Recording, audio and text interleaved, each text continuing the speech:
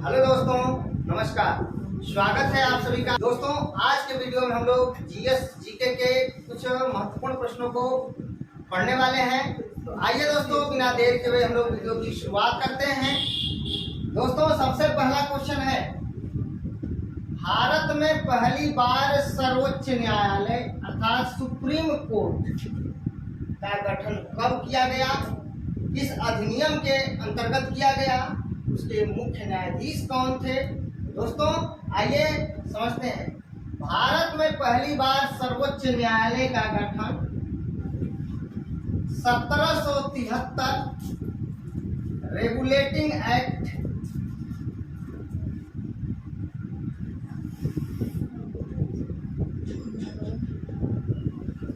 1773 regulating act के तहत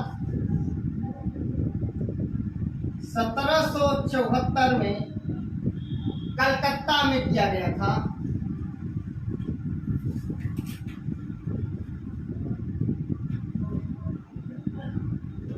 ध्यान रखिएगा, क्वेश्चन जब पूछा जाए कि भारत में पहली बार सर्वोच्च न्यायालय का गठन किस अधिनियम के अंतर्गत किया गया, किस एक्ट के अंतर्गत किया गया, तो 1773 रेगुलेटिंग एक्ट के तहत कब किया गया, 1774 में किया गया। और कहाँ किया गया, कलकत्ता में किया गया। दोस्तों, इसके मुख्य न्यायाधीश यानी पहले मुख्य न्यायाधीश, जो प्रथम मुख्य न्यायाधीश थे, sir Elijah Impey. Sir Elijah Impey.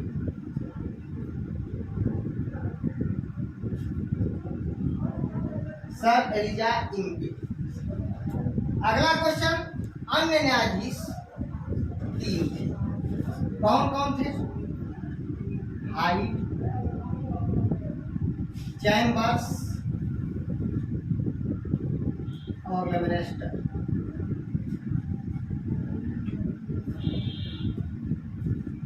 इसका आप चाहें तो ट्रिक ले सकते हैं, HCL। तो ध्यान रखिएगा, H से हाइट, C से चैम्बर्स, L से लेवेनेस्टर। तो यहाँ पर ध्यान रखिएगा, पहला क्वेश्चन, भारत में पहली बार सर्वोच्च न्यायालय का सुप्रीम कोर्ट का गठन किस अधिनियम के अंतर्गत किया गया, 1773 रेगुलेटिंग एक्ट के तहत किया गया। अगला क्वेश्चन कि भारत में पहली बार सुप्रीम कोर्ट अर्थात सर्वोच्च न्यायालय का गठन कहाँ किया गया, कलकत्ता में किया गया। और भारत में सर्वोच्च न्यायालय का गठन पहली बार कब किया गया, 1774 में किया गया। अगला प्रश्न एक और बता देता हूं कि जब भारत में पहली बार सर्वोच्च न्यायालय का गठन किया गया, तब उस समय बंगाल का गवर्नर जनरल कौन था, तो वारेन हेस्टिंग्स। उस समय गवर्नर जनरल, लिख देता हूं यहीं पे, उस समय गवर्नर जनरल वारेन हेस्टिंग्स थे।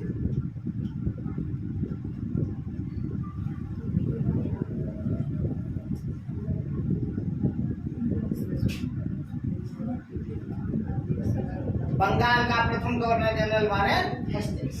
चलिए आगे बढ़ते हैं। मुख्य न्यायाधीश यानी सुप्रीम कोर्ट तथा सर्वोच्च न्यायालय के प्रथम मुख्य न्यायाधीश कौन थे, सर एलिजा इम्पे। और अन्य न्यायाधीश कौन थे, हाइट, चैम्बर्स और लेवेनेस्टर। क्वेश्चन अगर कभी पूछ दे कि निम्नलिखित में से कौन सुप्रीम कोर्ट का न्यायाधीश नहीं था, हाइट, चैम्बर्स, लेवेनेस्टर और वुड नहीं था। इस तरह से क्वेश्चन पूछे जा सकते हैं। अब देखते हैं अगला क्वेश्चन। दोस्तों, भारत में पहली बार संघीय न्यायालय, जिसको फेडरल कोर्ट कहते हैं, का गठन किस अधिनियम के अंतर्गत किया गया, तो याद रखिए, भारत शासन अधिनियम, भारत शासन अधिनियम 1935 के अंतर्गत किया गया। भारत शासन अधिनियम 1935 के अंतर्गत किया गया।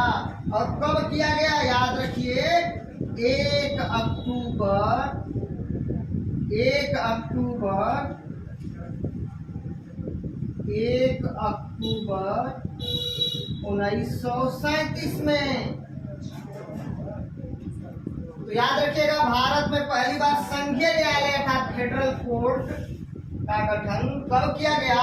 तो 1 अक्टूबर 1937 में किया गया। और किस अधिनियम के अंतर्गत किया गया? भारत शासन अधिनियम के अंतर्गत। और कहाँ किया गया? कलकत्ता में किया गया।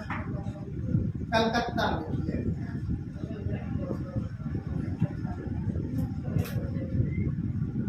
अगले क्वेश्चन की बात करते हैं। क्वेश्चन पूछेगा कि भारत में संघीय न्यायालय के प्रथम मुख्य न्यायाधीश कौन थे? मॉरिस ग्वेयर। याद रखिए, मॉरिस ग्वेयर। मॉरिस ग्वेयर जो है संघीय न्यायालय अर्थात फेडरल कोर्ट के प्रथम मुख्य न्यायाधीश थे। और उनके साथ उनके 2 सहयोगी थे। उन सहयोगी का नाम क्या है? सर शाह मोहम्मद। सर शाह मोहम्मद सुलेमान। मोहम्मद सुलेमान। और दूसरे व्यक्ति जो थे उनका नाम था मुकुंद रामराव जयकर। याद रखिएगा, क्वेश्चन आपसे पूछा जाएगा कि भारत में पहली बार संघीय न्यायालय अर्थात फेडरल कोर्ट का गठन कब किया गया? तो 1 अक्टूबर 1937 में। कहाँ किया गया? कलकत्ता में। और किस अधिनियम के अंतर्गत किया गया? भारत शासन अधिनियम 1935 के अंतर्गत किया गया था। और संघीय न्यायालय अर्थात फेडरल कोर्ट के प्रथम मुख्य न्यायाधीश कौन थे? तो मॉरिस ग्वेयर थे। और अन्य न्यायाधीश अर्थात मॉरिस ग्वेयर के सहयोगी के तौर पर कौन थे?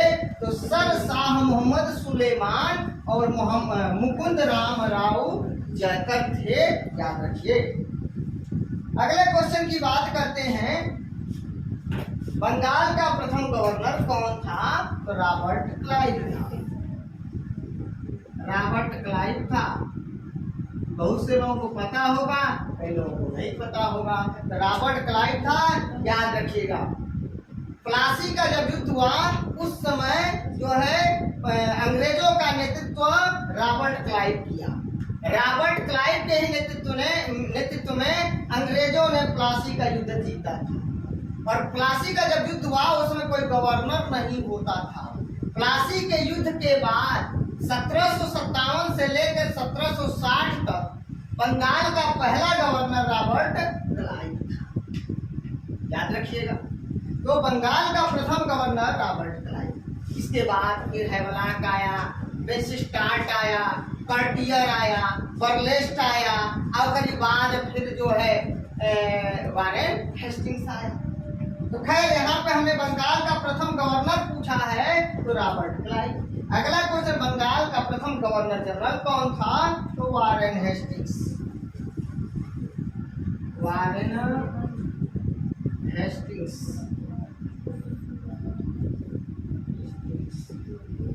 और याद रखिएगा, 1773 रेगुलेटिंग एक्ट के तहत बंगाल के गवर्नर को बंगाल का गवर्नर जनरल कहा जाने लगा।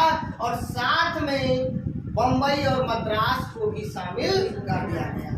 तो याद रखिएगा, बंगाल का प्रथम गवर्नर रॉबर्ट क्लाइव और 1773 रेगुलेटिंग एक्ट के तहत बंगाल का प्रथम गवर्नर जनरल वारेन हेस्टिंग्स को बनाया गया था। इतना महत्वपूर्ण प्रश्न जरूर याद रखिएगा। आगे बढ़ते हैं दोस्तों। बाल, नाखून, सींग तथा ऊन में कौन सा प्रोटीन पाया जाता है? तो कीरेटिन। याद रखिएगा, कीरेटिन। गाजर में कैरोटीन मिलता है, लेकिन नाखून, बाल, सींग तथा ऊन में कीरेटिन पाया जाता है, जो एक प्रोटीन है। एक क्वेश्चन और पूछा जाता है, केसी, कीरेटिन बालों में, नाखून में और सींग में, ऊन में पाया जाता है। केसीन जो है के कारण दूध का रंग धवल होता है, सफेद होता है। और केसीन भी एक क्या है? प्रोटीन है। केसीन भी एक प्रोटीन है। और जो दूध होता है, दूध का रंग श्वेत या धवल, पेपर में दे देगा श्वेत। दूध का रंग क्यों होता है, किसके कारण होता है? तो केसीन के कारण।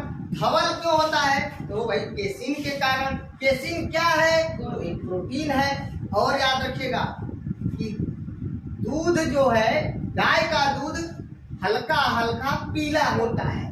तो याद रखिएगा केसीन के साथ साथ उसमें कैरोटीन मिला होता है। तो केसीन के साथ साथ कैरोटीन मिला होता है, इसलिए गाय का दूध सफेद के साथ साथ, धवल के साथ साथ हल्का पीला भी होता। आगे बढ़ते हैं। झूठ पकड़ने वाली मशीन को क्या कहा जाता है? झूठ पकड़ने वाली मशीन को क्या कहता है? इनका नाम क्या है? पॉलीग्राफ। पॉलीग्राफ कहाँ मिलता है? पॉलीग्राफ सरकार के पास है, ठीक है। बड़े बड़े अपराधियों को पकड़ने के लिए या जो उनका सच उगलवाने के लिए कभी कभी जो है पॉलीग्राफ टेस्ट कराया जाता है। तो क्वेश्चन पूछ लिया जाता है, झूठ पकड़ने वाली मशीन को क्या कहा जाता है? पॉलीग्राफ।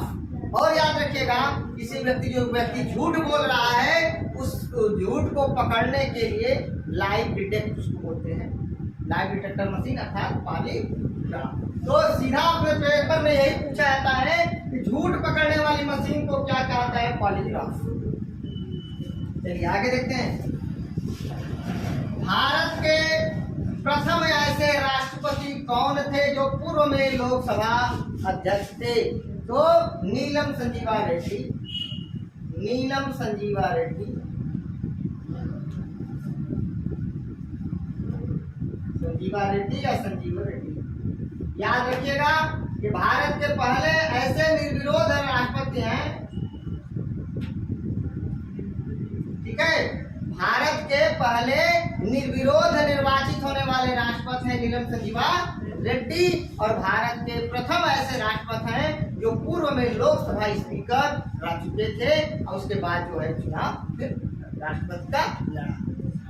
बहुत ही महत्वपूर्ण। भारत के प्रथम ऐसे राष्ट्रपति कौन थे जो पूर्व में लोकसभा अध्यक्ष थे? नीलम संजीवा रेड्डी।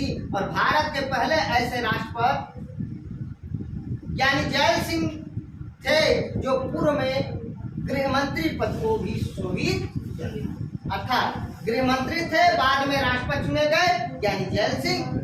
पहले लोकसभा अध्यक्ष थे, बाद में राष्ट्रपति चुने गए नीलम संजीवा रेड्डी। एक बार चुनाव हार कर दूसरे बार निर्विरोध जीतने वाले व्यक्ति हैं नीलम संजीवा रेड्डी। नीलम संजीवा रेड्डी को किसने हराया था? बीबी गिरी ने हराया था, या बीबी गिरी ने नीलम संजीवा रेड्डी को हराया था। ये याद रखिएगा 1969 के राष्ट्रपति के चुनाव। आगे बढ़ते हैं। भारत के किस राष्ट्रपति ने जेबी वीटो अर्थात पॉकेट वीटो का प्रयोग किया था? तो ज्ञानी जैल सिंह। ज्ञानी जैल सिंह।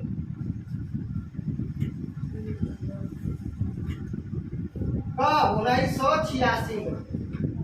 कब? 1986 में डाक संशोधन विधेयक पर उन्होंने अपना विचार नहीं दिया और उस पर सिग्नेचर नहीं किया, सीधा अपने पॉकेट में उस बिल को रख लिया और वही चीज जेबी बिल कहा गया। याद रखिएगा कि संसद के द्वारा पारित कोई विधेयक राष्ट्रपति के पास जाता है तो अनुच्छेद 111 के अंतर्गत वो अनुमति दे न दे या अपने पास रख ले।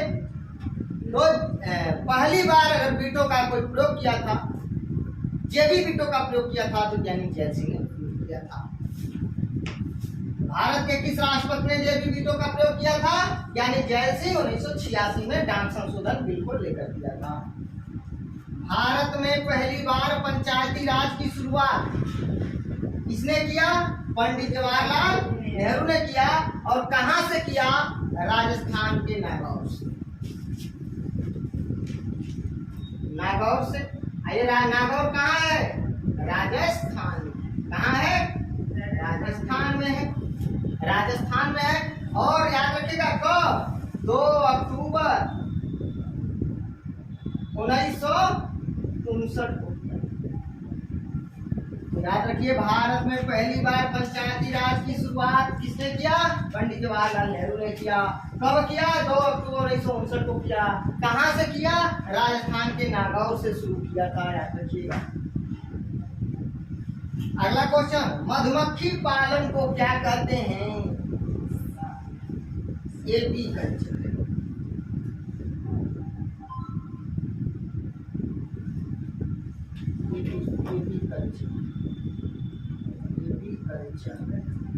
मधुमक्खी पालन को कहते हैं एपी कल्चर।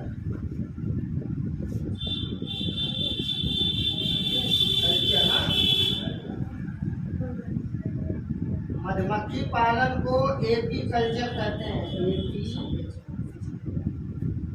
कल्चर कहते हैं। रेशम पालन को सेरी कल्चर कहते हैं।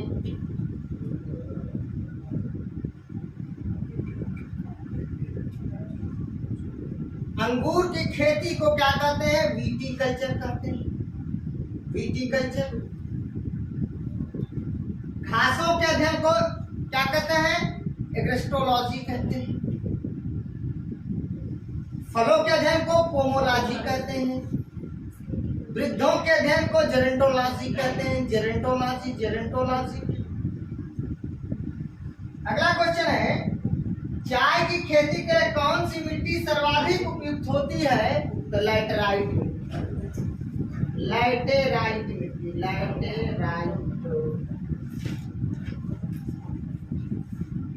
लैटेराइट मिट्टी याद रखिएगा। चाय की खेती के लिए असम प्रसिद्ध है। चाय उत्पादन में प्रथम स्थान असम का है। चाय क्वेश्चन की बात करते हैं। कपास तथा सूर्यमुखी के लिए कौन सी मिट्टी सर्वाधिक उपयुक्त होती है? दोस्तों काली मिट्टी। और काली मिट्टी को रेगुर मिट्टी भी कहा जाता है, याद रखिएगा। रेगुर मिट्टी। और पेपर में रेगुर मिट्टी ज्यादा और कपास काली मिट्टी कम दिया रहता है, याद रखिएगा। क्योंकि काली मिट्टी को ही रेगुर मिट्टी कहा जाता है। तो कपास तथा सूर्यमुखी की खेती के लिए रेगुर मिट्टी यानी काली मिट्टी सर्वाधिक उपयुक्त होती है। अगला क्वेश्चन है कि राष्ट्रपति द्वारा सुप्रीम कोर्ट से सलाह मांगना, अर्थात राष्ट्रपति महोदय सुप्रीम कोर्ट से किस अनुच्छेद के अंतर्गत सलाह मांगते हैं? अनुच्छेद 143 अर्थात 143 के अंतर्गत। अनुच्छेद 143 के अंतर्गत सुप्रीम कोर्ट से राष्ट्रपति महोदय सलाह मांग सकते हैं। और कपास तथा सूर्यमुखी के लिए काली मिट्टी अर्थात रेगुर मिट्टी उपयुक्त होती है। अगला क्वेश्चन है, पुलिकट झील बहुत इंपॉर्टेंट है। पुलिकट झील किसकी सीमा पर स्थित है? यानी पुलिकट झील किसकी सीमा पर स्थित है, मतलब किन राज्यों की सीमा पर स्थित है? याद रख लीजिए, आंध्र प्रदेश और तमिलनाडु। आंध्र प्रदेश और तमिलनाडु।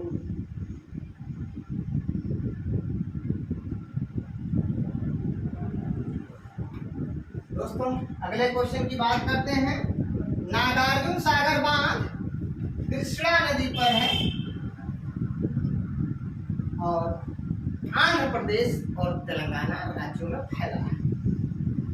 हीराकुंड बांध महानदी पर है उड़ीसा में। हीराकुंड बांध महानदी पर है उड़ीसा में।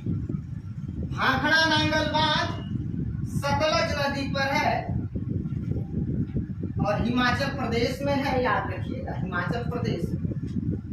टिहरी बांध उत्तराखंड में है और भागीरथी नदी पर है। अब इसके बारे में कुछ महत्वपूर्ण फैक्ट सुन लीजिए ध्यान से।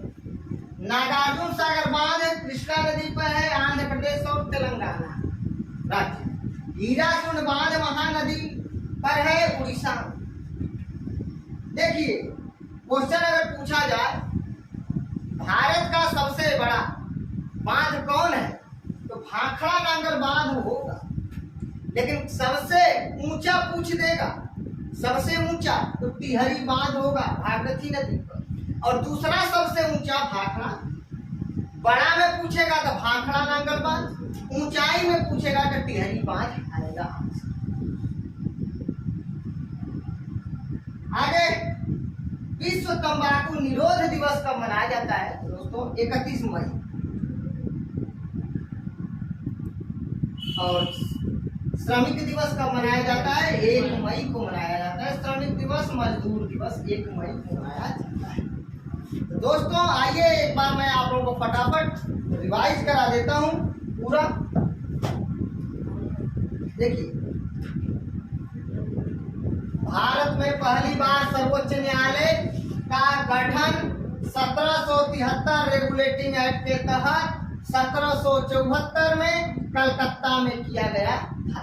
उस समय बंगाल का गवर्नर जनरल वारेन हेस्टिंग्स था। दोस्तों जब पहली बार भारत में सर्वोच्च न्यायालय का गठन कलकत्ता में किया गया था, तो क्वेश्चन आपसे पूछा जाएगा कि कलकत्ता में सुप्रीम कोर्ट के प्रथम मुख्य न्यायाधीश कौन थे? तो सर एलिजा इमली। और क्वेश्चन पूछा जाएगा कलकत्ता में जब सुप्रीम कोर्ट का गठन 1774 में किया गया था, तो उस समय वह कितने सदस्य था? 4 सदस्य था, एक मुख्य न्यायाधीश और उनके 3 अन्य सहयोगी थे। कौन कौन? HCL, हाइड, चैम्बर्स और लेवेनिस्टर। भारत में पहली बार संघीय न्यायालय अर्थात फेडरल कोर्ट का गठन कब किया गया? 1 अक्टूबर 1937 को किया गया, और भारत शासन अधिनियम 1935 के अधिनियम के अंतर्गत किया गया। और इनके मुख्य न्यायाधीश मॉरिस गोयर थे, और ये संघीय न्यायालय कहाँ गठित किया गया था? कलकत्ता में किया। चलिए, तो हो गया मुख्य न्यायाधीश मॉरिस गोयर। अन्य न्यायाधीश कौन थे? सर शाह मोहम्मद सुलेमान और मुकुंद रामराव जयकर अन्य न्यायाधीश थे, इनके सहयोगी थे। बंगाल का प्रथम गवर्नर रॉबर्ट क्लाइव और बंगाल का प्रथम गवर्नर जनरल वारेन हेस्टिंग्स। याद रखिएगा, क्वेश्चन पूछा जाए कि प्लासी के युद्ध के तुरंत बाद बंगाल का गवर्नर कौन बना? तो रॉबर्ट क्लाइव। रॉबर्ट क्लाइव को आकाश से उतरा हुआ सेना नायक की संज्ञा दिया गया है।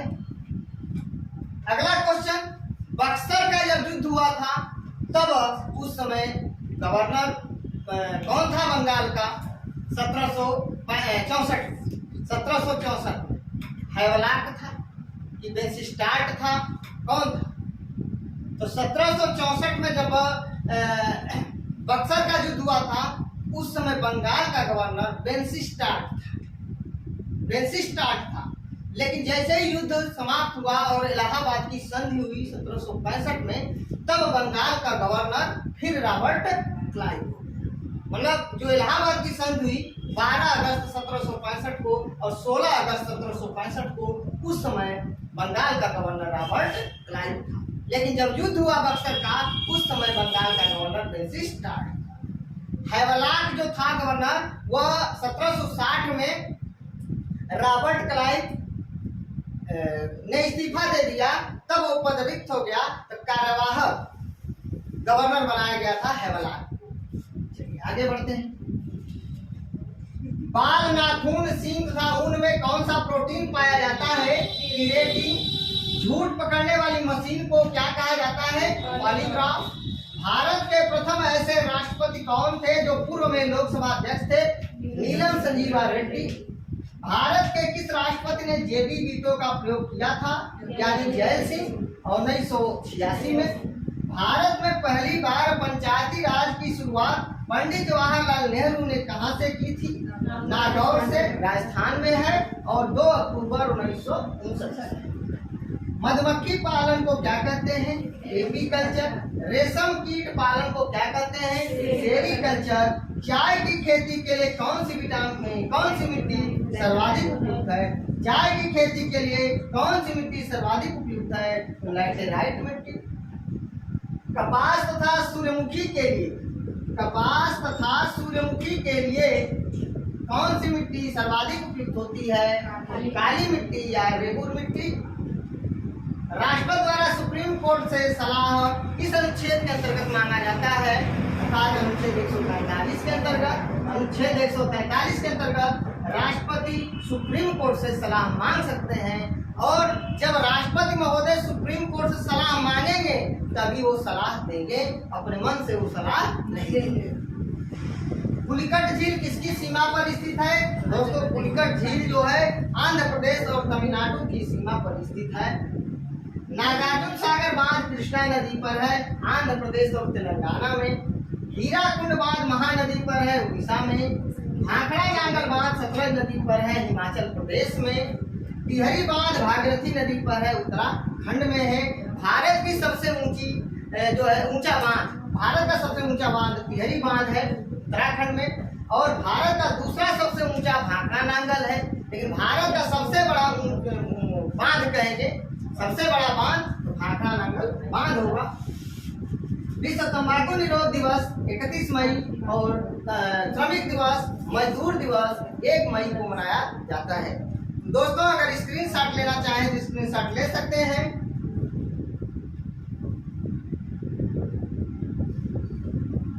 दोस्तों, अगर आप लोगों को मेरा वीडियो अच्छा लगे प्लीज दोस्तों लाइक कमेंट शेयर करके मुझे सूचित जरूर करना। मिलते हैं नेक्स्ट वीडियो में, तब तक के लिए नमस्कार, धन्यवाद।